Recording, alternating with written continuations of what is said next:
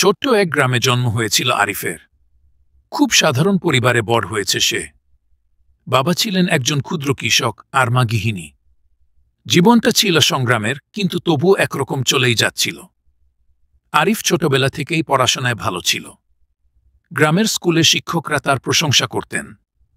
তার একটা স্বপ্ন ছিল, শহরে গিয়ে পড়াশোনা করে বড় কিছু হবে, মায়ের জন্য একটা বড় ঘর বানাবে, আর বাবাকে আর কৃষিকাজ করতে দেবে না। কিন্তু জীবন তো সবসময় স্বপ্নের মতো চলে না। মাধ্যমিক পরীক্ষার আগেই আরিফের বাবা হঠাৎ অসুস্থ হয়ে পড়লেন। টাকার অভাবে ভালো চিকিৎসাও করানো গেল না।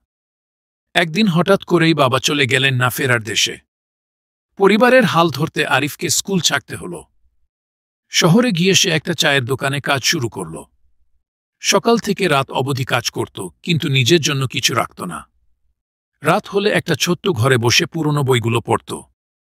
পড়াশোনার টান সে কোনোদিন হারায়নি। একদিন এক গ্রাহক দোকানে এসে আরিফের বই পড়তে দেখে অবাক হয়ে জিজ্ঞেস করলেন, তুমি এই কষ্টের মাঝেও পড়ো কেন?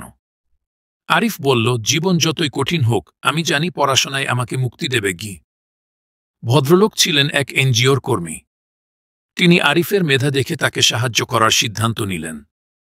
আরিফ আবার পড়াশোনা শুরু করল। কষ্ট, অভাব কিছুই তাকে থামাতে পারল না। ধাপে ধাপে এগিয়ে গেল সে। আজ আরিফ একটি বড় প্রতিষ্ঠানে চাকরি করে। মাকে শহরে নিয়ে এসেছে। বাবার স্বপ্নের মতোই সে এক খণ্ড জমি কিনেছে, যেখানে এবার সে চাষ করবে, কিন্তু আধুনিক পদ্ধতিতে। গ্রামের ছেলে মেয়েদের পড়াশোনায় সাহায্য করার জন্য একটা ছোট কোচিং সেন্টারও খুলেছে। আরিফের জীবন হয়তো সিনেমার মতো নয়, কিন্তু তাতে আছে এক সজীব সংগ্রাম, অদম্য ইচ্ছা আর জয় করার মানসিকতা। জীবন সবসময় সহজ নয়। কখনো ধুলো, কখনো কাটা, কখনো চোখের জল। কিন্তু তবুও জীবন চলতে থাকে। আরিফের মতো যারা স্বপ্নকে ধরে রাখে, তারা একদিন আলো দেখেই।